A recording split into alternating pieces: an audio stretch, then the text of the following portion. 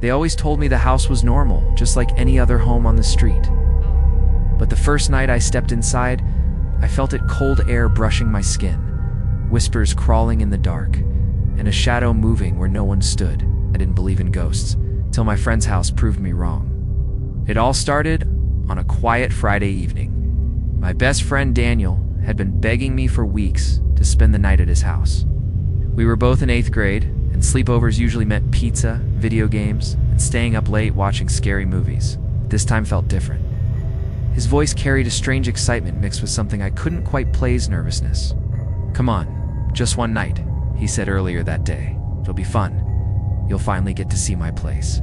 I agreed. After all, what could be so unusual about spending the night at a friend's house? As the sun began to set, my mom dropped me off at Daniel Street. The houses all looked ordinary: brick walls, small gardens, bicycles parked in driveways. Nothing about the neighborhood seemed strange. But the moment I stepped through his front gate, a chill ran down my arms. I told myself it was just the evening breeze. Daniel greeted me with a wide grin. "You're finally here," he said, pulling me inside. His living room was cozy enough: brown couches, family photos on the wall, the faint smell of old wood. But the air felt heavy, as if the house was holding its breath. As we carried my backpack upstairs, I noticed something odd. Every photo on the wall showed his family smiling, but one picture stood out, slightly tilted, and in the corner of the frame was a blurry figure. At first glance, it looked like a smudge, but the longer I stared, the more it looked like a woman's pale face. "Hey, what's that in the photo?" I asked. Daniel's smile faded. He quickly turned the frame around so I couldn't see it anymore. "It's nothing," he muttered. "Just the light messing with the picture." I wanted to believe him, but a shiver crawled down my spine. That night, after dinner, we went up to his room. We joked, played video games, and laughed loudly, trying to ignore the creaks and groans echoing from the floorboards. But when the clock struck midnight, something changed. The laughter stopped. The air grew colder. From the hallway, we heard its soft footsteps, slow and dragging, moving closer to the door. Daniel froze, his face pale. "You heard that too, right?" I whispered. He nodded, his eyes wide. "I told you. My house isn't normal." The footsteps stopped right outside his room. The doorknob turned slightly, squeaking as if someone or something was trying to come in. We didn't breathe. We didn't move. And then, just as suddenly, the sound vanished into silence. I tried to convince myself it was his parents, but Daniel shook his head. "They're asleep," he whispered. That was the moment I realized this wasn't going to be a normal sleepover. Daniel and I sat frozen on the edge of his bed, staring at the door. My heart pounded so loudly I was sure whoever or whatever was outside could hear it. After a long silence, Daniel finally whispered, "It always happens at night." I blinked at him. "What do you mean always?" He pulled his knees to his chest and looked down at the floor. "You're not the first friend I invited, but most of them never came back. They say my house is haunted." The word sent a chill through me. Haunted. I wanted to laugh it off, but the memory of those dragging footsteps stopped me. The air felt thick, as if the room itself was listening. And then, without warning, we heard something new. Faint whispers drifted from the hallway. At first, they sounded like the wind sneaking through cracks in the window. But no, this was different. The voices were soft, urgent, almost like two people whispering secrets. "Do you hear that?" I asked, my throat dry. Daniel nodded. "They always whisper before they show up." The whispers grew louder, but the words were broken, unclear, like an old radio tuned to the wrong station. I pressed my ear against the door. The moment I did, a sharp voice hissed, "Leave." I stumbled back, my skin crawling. Someone just told me to leave. Daniel's face was pale, but he wasn't surprised. "Yeah," he said quietly. "They told my cousin the same thing. She never wanted to stay here again." Before I could respond, the lights flickered. Shadows twisted across the walls like dark hands stretching toward us. My chest tightened, and I grabbed Daniel's arm. "What do we do?" I asked, trying not to panic. Daniel stood up slowly. "We wait. If we make noise, it gets worse." The whispers continued for what felt like forever. Sometimes they were right outside the door. Other times they seemed to crawl along the ceiling. My eyes darted around the room, expecting to see something appear any second. Then came the knock. It wasn't loud, just 3 slow taps against the wood. Knock, knock, knock. Daniel's face twisted with fear. That's her. I swallowed hard. Her. Who's her? He didn't answer. His silence scared me more than the knock itself. The doorknob rattled again, harder this time. I could see it shaking as if someone was desperate to come in. I wanted to scream, to run downstairs and out of the house, but my legs wouldn't move. Finally, after one last sharp twist, the doorknob stilled. The whispers faded into silence. For a moment, we thought it was over. But then Daniel whispered something that made my blood run cold. "She doesn't always knock on the door," he said. "Sometimes. She's already inside." The room felt colder after Daniel's warning. I scanned every shadow, every corner, my heart racing so hard it hurt. "What do you mean she could already be inside?" I whispered. Daniel didn't answer right away. His eyes were fixed on the far corner of the room, the one hidden in shadow, where the dim light from the lamp barely reached. I followed his gaze and froze. At first I thought it was just the shape of his clothes piled on a chair. But no, the outline was wrong. It's too tall, too still. The figure looked like a woman standing silently, her head tilted slightly as if she was watching us. "Daniel," my voice cracked. "There's someone in your room." His lips trembled. "Don't look at her too long," he whispered. "If you do, she comes closer." I tore my eyes away.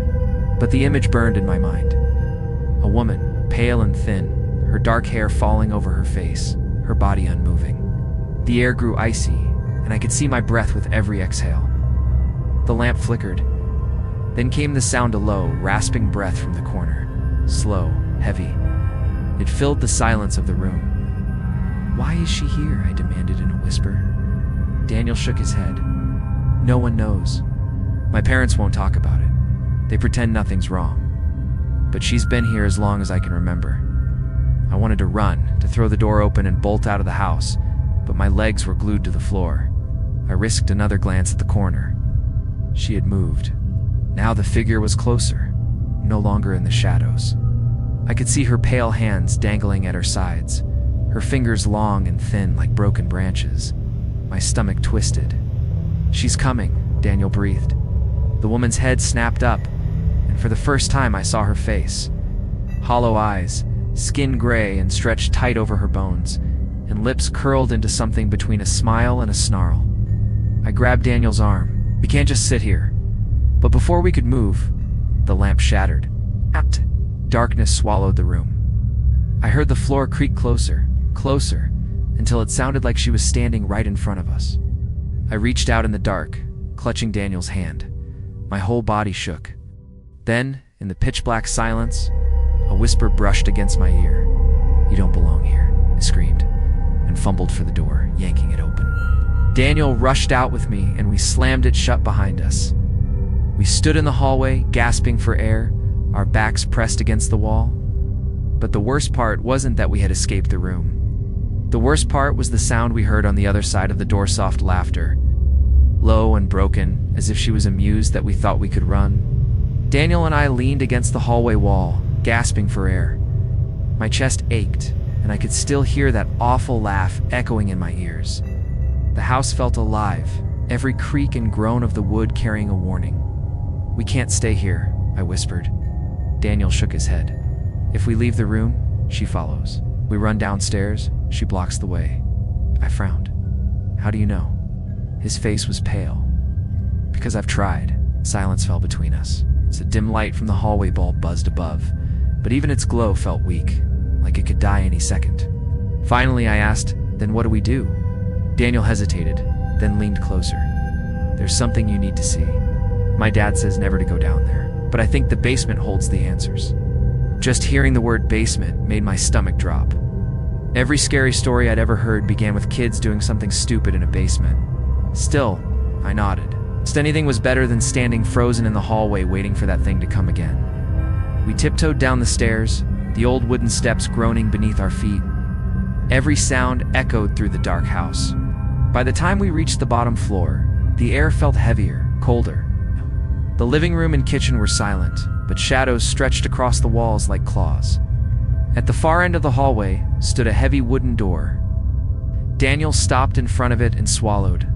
"This is it," he whispered. The handle was cold in my hand, colder than metal should ever feel. With a shaky breath, I pulled the door open. A wave of damp, moldy air rushed out, carrying the smell of earth and something else. Something rotten. We flicked on a flashlight and crept down the stone steps. Beam of light wavered across cracked walls, cobwebs, and old boxes stacked high. But in the center of the basement, half hidden under a dirty cloth, stood something strange. A mirror. Tall, cracked, with a black wooden frame carved with symbols I didn't recognize. The cloth covering it looked torn, as if someone or something kept pulling it away. Daniel's voice shook. "That's where she comes from." My skin prickled. "What do you mean?" He pointed at the mirror. "I've seen her reflection moving when no one's standing there. Sometimes she crawls out." I wanted to laugh, to tell him he was imagining things, but deep down, I already knew he wasn't. The whispers in the dark, figure in the corner, they all made sense now. As I stared at the cracked glass, my own reflection seemed to blur, shifting like water. And for a split second, I saw her standing behind me in the mirror, her hollow eyes staring into mine. I spun around. Ow. The basement was empty, but when I turned back, the reflection was still there. She was smiling. I stumbled back from the mirror, my chest heaving. My reflection looked normal for a second, then twisted again. Behind me in the glass stood the pale woman, her long hair hanging over her face, her gray skin stretched tight. She didn't move, but her lips pulled into that same awful smile, showing teeth too sharp to be human. "Daniel," I whispered sharply. "She's in the mirror." He rushed to my side and shone the flashlight at the glass. The beam flickered across the cracks. At first, nothing was there. Then the reflection rippled like water, and she appeared again, closer this time, her hollow eyes fixed on both of us. Daniel grabbed my arm. "Don't look too long. That's how she gets stronger." But I couldn't look away. The longer I stared, the louder the whispers became in my head. At first, they were faint, like echoes. Then the words grew clear. "Stay. Stay forever." I pressed my hands over my ears, but the whispers drilled into my skull. My vision blurred, and it felt like invisible fingers were pulling me toward the glass. Daniel yanked me back. "Snap out of it," he shouted. His voice cut through the fog, and I gasped, breaking free from the mirror's pull. The reflection twisted, the woman tilting her head in anger. Then, without warning, her hand pressed against the inside of the glass. Long, thin fingers scraped down the surface, leaving black streaks like ash. "She wants out," Daniel whispered. I shook my head. "We have to cover it back up." Together, we grabbed the torn cloth and tried to throw it over the mirror. But the moment the fabric touched the glass, the mirror shook violently. The basement lights flickered, and the whispers grew into a chorus of screams. The cloth slipped off, and then her face slammed against the inside of the mirror, so close we could see the cracks spiderwebbing across her skin. Her mouth opened wide in a silent scream, showing darkness instead of a throat. Daniel screamed, "Run!" We bolted up the basement stairs, the flashlight bouncing in his hand. Behind us, the mirror rattled, louder and louder, as if something inside was pounding to break free. By the time we reached the top step, the sound stopped. We slammed the basement door shut and leaned against it, breathing hard. The house was silent again, but the silence felt dangerous, like the calm before a storm. "Why didn't your parents get rid of that thing?" I demanded. Daniel's face was pale, his hands shaking. "They tried. Every time they move it, it ends up back in the basement. My dad says it's cursed." A chill went through me. I realized then this wasn't just some ghost haunting the house. It was tied to the mirror. Worse, it wasn't trapped forever. Because deep down I knew, one day she would get out. Daniel and I sat on the floor against the basement door, our breathing ragged. The silence pressed in on us, thick and heavy. For a moment I thought maybe we had escaped her. But then a sound broke the stillness of faint scratching, coming from inside the walls. At first it was soft, like a mouse. But it grew louder, sharper, like fingernails dragging across wood. Scratch. Scratch. Scratch. Daniel's eyes widened. "She's not in the basement anymore." I shook my head. "No, that's impossible." We closed the door. He leaned close, his whisper trembling. "She doesn't need doors. The scratching grew faster, circling the hallway, moving from wall to wall. I could feel it vibrating under my fingertips when I touched the paint. Then suddenly it stopped. We didn't move. We didn't breathe. Then came the thud, loud heavy bang against the wall right beside my head. I jumped back, my heart nearly exploding. Another bang followed, this one closer to Daniel. "She's playing with us," he whispered. We backed slowly toward the living room, trying not to make a sound. The lights above flickered again, casting the room in brief flashes of shadow. In one of those flashes, I saw something that froze my blood. A handprint. On the wall, long and black, like soot smeared into the paint. The fingers were stretched unnaturally long, pointing downward. Right below it, fresh scratches carved into the wall formed a single word: stay. My throat went dry. "She doesn't want us to leave." Daniel grabbed my wrist. "We have to go upstairs. My room is the only place we can lock ourselves in." We ran up the staircase, every step creaking like a scream. Behind us, the scratching followed, this time on the stairs themselves. It was as if invisible hands were crawling right after us. We burst into his room and slammed the door shut, locking it tight. For a moment, we just stood there, panting, listening. The house went quiet again, too quiet. Then, slowly, a new sound rose from outside the door. Not scratching, not footsteps, but singing, a woman's voice low and broken, humming a tune that sent shivers racing down my spine. The melody was slow, almost like a lullaby, but filled with something dark and wrong. Daniel's face went pale. "That's her song," he whispered. "I've heard it since I was little. Every time she sings, something bad happens." I swallowed hard, fear choking me. "What kind of bad?" Before he could answer, the singing stopped. And in the silence that followed, we heard the doorknob turn slowly, inch by inch. The doorknob rattled harder, squeaking as it turned back and forth. Daniel and I pressed our weight against the door, our hearts slamming in our chests. For a moment, it felt like the wood would splinter. "Hold it shut," Daniel hissed. "I am," I whispered back, my palms sweaty against the wood. Then, just as suddenly, the knob went still. Silence fell over the room. The only sound was our shaky breathing. For a few seconds, I thought maybe she had gone. But then came the knock. 3 slow, hollow knocks that made the entire door tremble. Knock, knock, knock. Daniel squeezed his eyes shut. "She knows we're here." The air in the room grew icy, and my breath puffed out in clouds. Shadows crawled across the walls, twisting and bending into shapes that weren't ours. In the corner of the room, I swore I saw movement again. "She's not outside anymore," I whispered. Daniel turned toward the corner, his face drained of color. "Don't look," but I already had. The same pale figure stood there, half hidden in the shadows.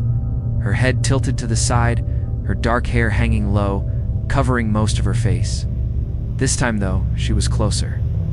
To close, I shut my eyes, forcing myself not to stare. Daniel grabbed my arm and pulled me toward his closet. In here, it's the only way.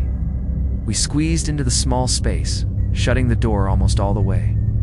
The darkness was suffocating, and I could hear my own heartbeat thundering in my ears. For a moment, everything was quiet. Then came the sound of bare feet sliding across the floor, slow, dragging, moving closer to the closet. I held my breath. Daniel clutched my hand so tightly it hurt. The footsteps stopped right outside the closet door. Silence. Then, slowly, the thin strip of light under the closet door darkened. A shadow blocked it out completely. She was standing right there. I bit my lip to keep from screaming. The closet door handle creaked as it turned slightly.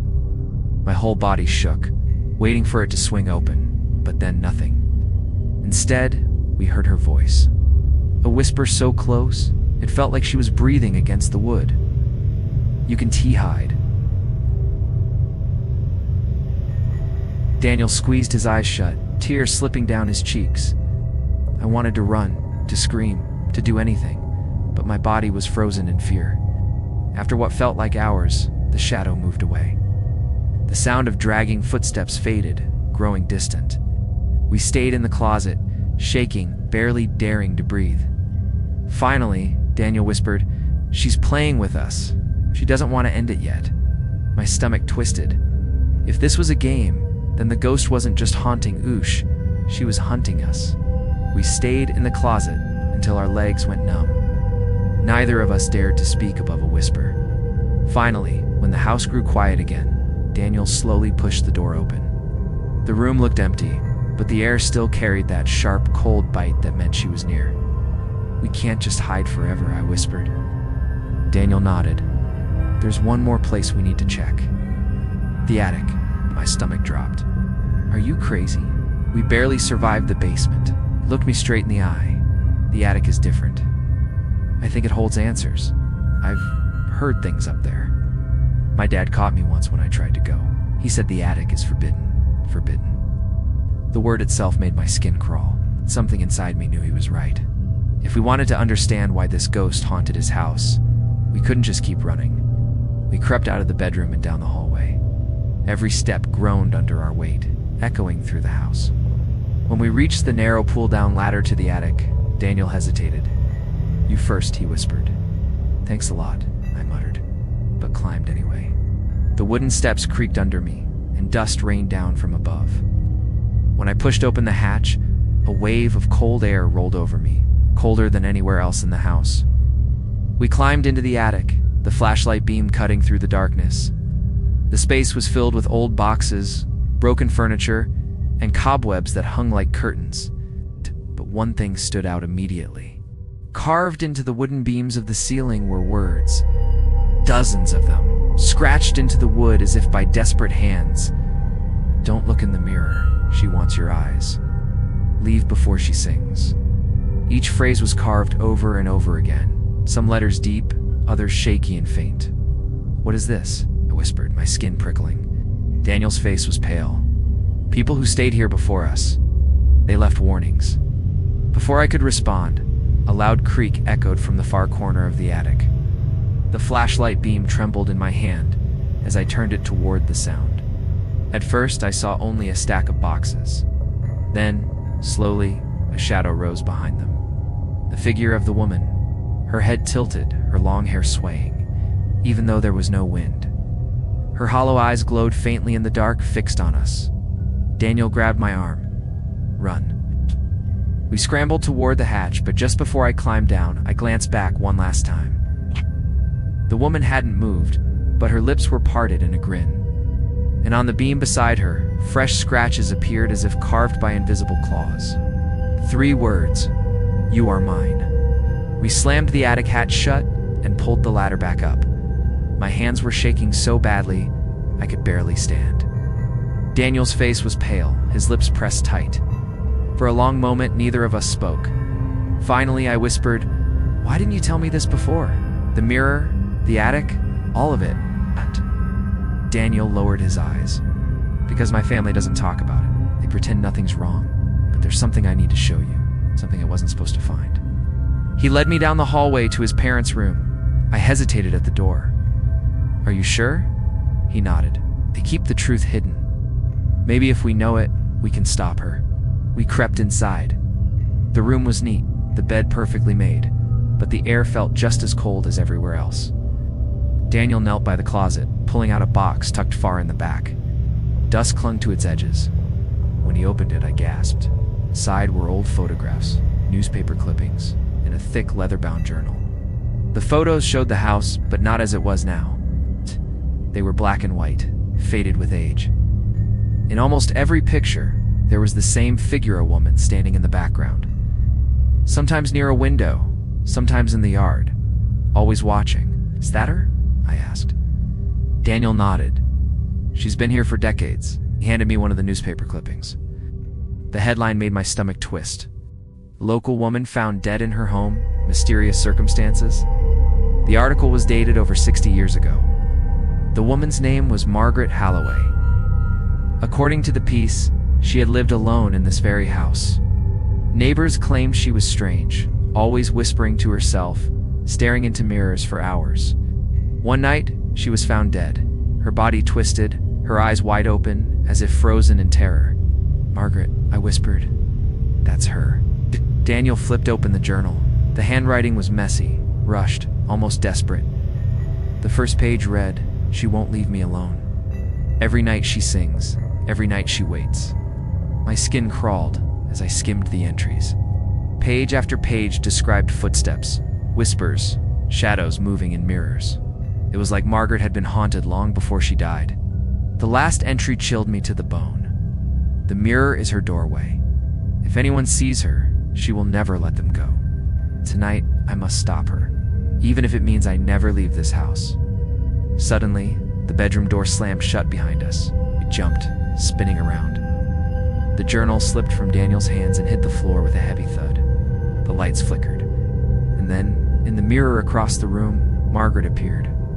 Her hollow eyes stared at us, her grin wide and hungry. And this time, she wasn't just watching.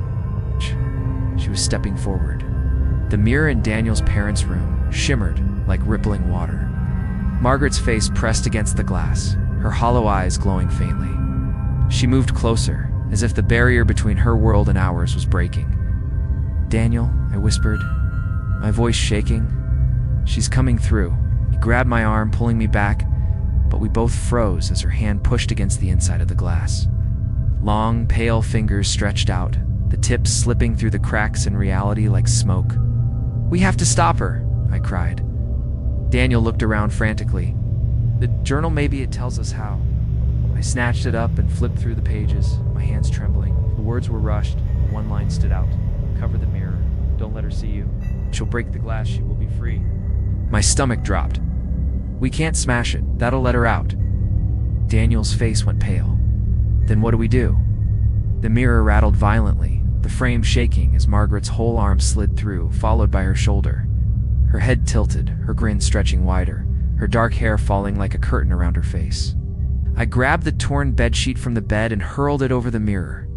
For a moment, the movement stopped. The mirror fell silent, the shaking ceased, and the room grew still. We stood frozen, waiting. Then the sheet began to move, slowly sliding down as if invisible hands were pulling it away. "No!" I shouted, rushing forward and pressing it back against the glass. My palms burned with cold, as if I were touching ice. The whispers filled my head again, voices hissing all at once. "Stay. Stay with me. Forever." Daniel yanked me back, his face twisted with terror. "She's too strong. We can't hold it." The sheet finally fell to the floor, revealing the mirror once more. But instead of the room behind us, the glass now showed something else, a hallway, long and endless, lined with doors. In the distance, Margaret stood, waiting. And then, before I could react, my reflection moved on its own. It stepped forward, grinning, even though I hadn't moved an inch. My blood turned to ice. "Daniel," I whispered, my voice trembling. "That's not me." My reflection pressed its hand against the glass. The surface rippled like water. And then, slowly, it began to pull me forward. I screamed, trying to yank my hand away, but my fingers stuck to the surface like glue. Daniel grabbed me, pulling with all his strength, but the mirror tugged harder. My reflection grinned wider, its hollow eyes glowing just like hers. The journal slipped from my grasp, flipping open on the floor. A single line stared back at me. "Once she takes your reflection, you belong to her." The glass pulled harder, and for one terrifying moment, half my arm disappeared into the mirror. My arm was stuck inside the mirror, the glass swallowing me like water. A freezing pain spread through my skin, biting into my bones. I screamed and thrashed, but the more I pulled, the deeper my hand slid inside. Daniel clutched my other arm, pulling with all his strength. "Hold on, don't let go, I can't," I cried. "She's pulling me in." I glanced at the glass and nearly fainted. On the other side, my reflection wasn't me anymore. Its eyes were hollow, its smile twisted, and behind it, Margaret loomed like a shadow. She reached forward, her skeletal hand brushing my reflection's shoulder as if guiding it. The whispers returned louder than ever. "Join us. You are mine now." My chest tightened, panic choking me. "Daniel, do something."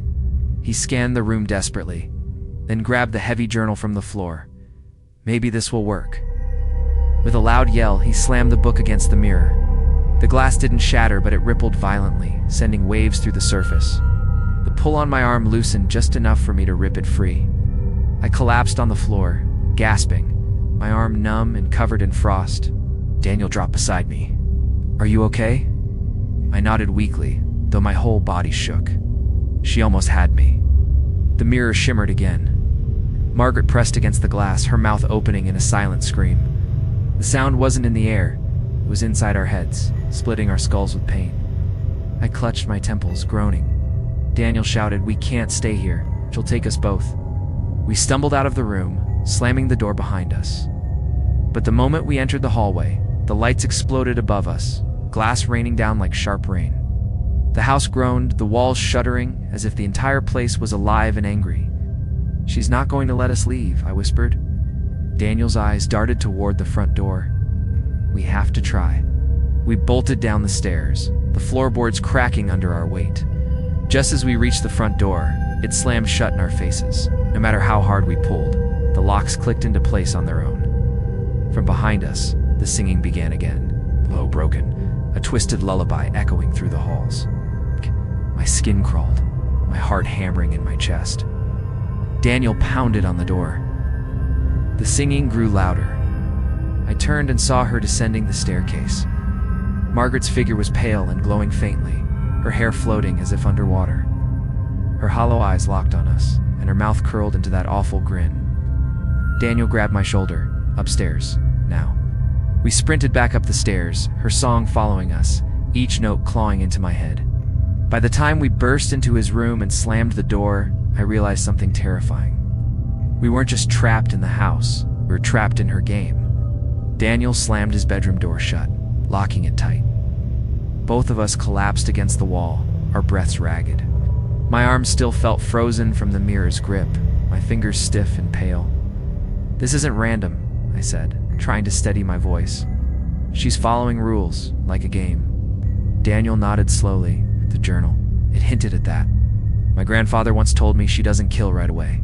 She plays. She traps you first." I shuddered. "So what are the rules?" Daniel grabbed the journal again and flipped through its worn pages. His hands shook, the paper rustling in the silence. Finally, he found a section scribbled in large, uneven letters. "She whispers before she comes. She sings before she takes. Never answer her voice. Never break her glass. If she touches you, you will never leave." My blood ran cold. "We already broke the first rule," he answered her. As if to prove the point, the room filled with a faint whisper. This time it wasn't in the hallway. It was inside the room, right behind us. "Why are you hiding?" I spun around, but the corner was empty. Still, the voice slithered through the air, curling around us like smoke. Daniel clutched the journal. "Ignore it. Don't answer." The whisper came again, softer but closer. "Let me in. I'm so lonely." My throat tightened. Every instinct told me to yell, to scream, to fight. I forced myself to stay quiet, clenching my fists until my nails dug into my palms. The silence stretched on. Then the whisper stopped. Daniel let out a shaky breath. It worked. She got bored. But I wasn't so sure. The air still felt heavy, and the shadows in the room seemed darker than before. Then, without warning, the closet door creaked open by itself. Daniel's head snapped toward it. No. The door swung wider, slow and deliberate. Inside, the darkness seemed too deep, like a black hole swallowing the light. And then we saw them two glowing eyes staring back at us from the dark. I grabbed Daniel's arm. "She's in the closet." The journal slipped from his hands as we stumbled backward. The eyes moved closer, and a pale hand gripped the edge of the doorframe. Her voice echoed through the room, no longer a whisper, but a hiss. "If you don't play, you die." The door slammed shut, rattling the walls. The lights flickered wildly before going out completely. We were left in pitch darkness, our only company the sound of her soft, broken laughter. Daniel's voice trembled. "We don't have a choice. We have to play." My stomach twisted. The house wasn't haunted. It was a trap. And now, we were part of her game. The room stayed pitch black. I could barely see my own hand in front of my face. Daniel fumbled with the flashlight, his hand shaking so badly he dropped it twice before it finally clicked on. The weak beam cut through the darkness, landing on the closet. The door was closed again. perfectly shut, as if it had never moved. But deep down, we both knew she was still there. She said, "We have to play," I whispered. "What does that mean?" Daniel picked up the journal from the floor and scanned the pages with the trembling flashlight. Finally, he found another passage, nearly unreadable from the messy handwriting. "The game begins when she chooses you. She will test you with 3 trials. If you fail, you stay forever. If you survive, she leaves you. For now." My stomach twisted. 3 trials. He nodded grimly. "It's the only way out." Before I could respond, the closet door rattled violently, then flew open. The flashlight flickered, and in that split second, I saw her again. Margaret stood inside the dark closet, her hollow eyes fixed on us, her head tilting unnaturally from side to side. Her voice filled the room, sharp and cold. "First move." The air shifted, and suddenly, everything in the room went silent. The walls seemed to bend, the ceiling stretching higher, the corners twisting. I blinked, and when I opened my eyes, we weren't in Daniel's bedroom anymore. We stood in a long hallway lined with mirrors on both sides. Dozens of them. Each one reflected us, but the reflections weren't right. Some smiled when we didn't, some blinked too slowly. And in a few, Margaret stood directly behind us. Daniel's breathing quickened. This is the first trial." My skin prickled as the whispers filled the hallway. "Choose wisely, choose carefully." The mirrors began to shake, and one by one, the reflections stepped out. Twisted versions of us, their faces stretched with grins too wide, their eyes black as tar. They staggered toward us, arms reaching. "Run!" I shouted. We bolted down the endless hallway, the sound of glass cracking beneath our feet. The mirrors on either side burst open, more reflections crawling out, their laughter echoing. I could feel their icy fingers brushing my arms, their whispers slithering in my ears. Finally, up ahead, I saw a single door glowing faintly at the end of the hallway. There I pointed. Daniel and I sprinted toward it, dodging reflections that clawed at our clothes. My chest burned, my legs felt heavy, but somehow we made it. We crashed through the glowing door, slamming it shut behind us. The laughter faded, replaced by silence. I collapsed to the floor, gasping. Daniel bent over, clutching his knees, his face pale. "That was the first trial," he whispered. "We barely made it." From the shadows around us, her voice hissed again, closer this time, to more. The silence after the first trial was worse than the whispers. Daniel and I stood in a dimly lit room with stone walls, like we had stepped into a dungeon. The air was damp, heavy, and smelled of earth. I swallowed hard. Where are we now? Before Daniel could answer, the ground shook. From the shadows, a faint humming rose. It was Margaret again, singing her broken lullaby. Each note echoed against the stone, crawling under my skin. Daniel gripped my arm. "The second trial has started." A single lantern flickered to life on the wall, casting long, jagged shadows. In front of us were 3 doors made of black wood. Each had a symbol carved into it. The first door showed an eye, second showed a hand, the third showed a mouth. Daniel opened the journal again, flipping through the pages. Here it says, "1 door saves you, 2 doors curse you. Choose only with silence, for sound wakes her." My throat tightened. "So we can't talk," he shook his head. The humming grew louder, vibrating in my chest. I studied the doors, sweat dripping down my forehead, the eye, the hand, the mouth.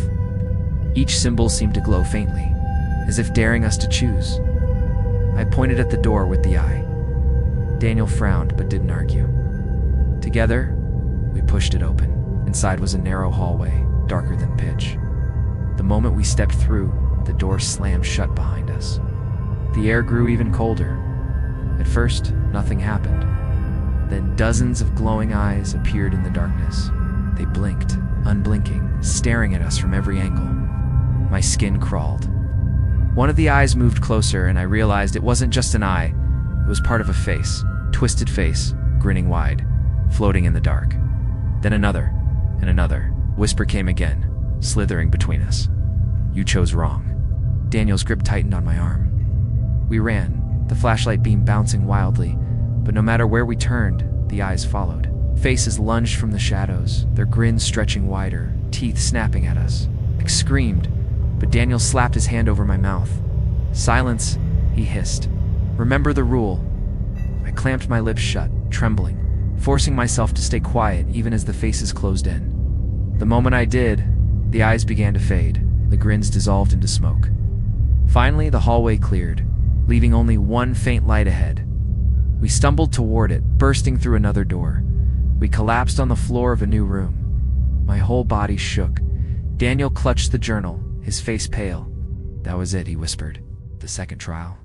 But before I could breathe in relief, her voice filled the room, sharp and cruel. "One more." The room around us shifted again, the stone walls melting away like smoke. When my vision cleared, we stood in Daniel's living room. Everything looked normal: couches, lamps, family photos. For a second, I almost believed it was over, but then I saw her. Margaret stood by the mirror in the corner, her pale face twisted in a grin, her hollow eyes glowing faintly. She raised one thin finger and pointed at us. Her voice echoed through the room. "Final trial." The journal trembled in Daniel's hands. He flipped through the pages until he found the last entry. His eyes widened. "It says here, the last trial is a choice. One leaves, one stays." My heart sank. "What does that mean?" Daniel swallowed hard. "She let one of us go. The other belongs to her." The words hit me like a punch to the chest.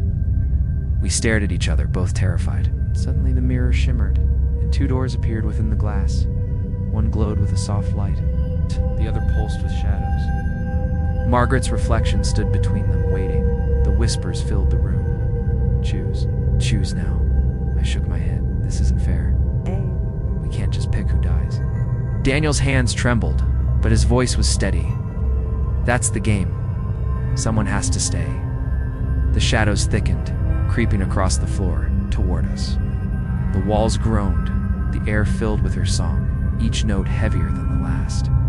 Daniel turned to me, his eyes filled with fear, but also determination. "You have to go." "What?" "No," I shouted. He gripped my shoulders. "She's been haunting me my whole life. I can't drag you down too. If someone has to stay, it should be me." Tears burned my eyes. "I'm not leaving you." But before I could argue more, the shadows lunged. Margaret's hollow eyes locked onto us, her grin stretching wider.